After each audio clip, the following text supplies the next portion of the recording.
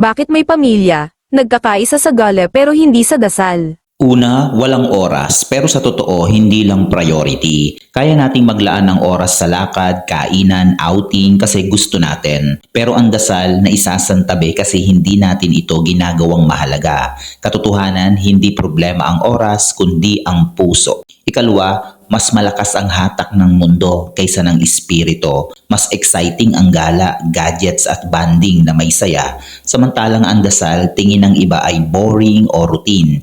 Kaya ang nangyayari, napupuno ang buhay ng aliw pero nauubos ang lalim. Ikatlo, walang nangunguna sa pamilya. Sa gala, may planner, may nag-aaya. Pero sa dasal, madalas walang nagsisimula.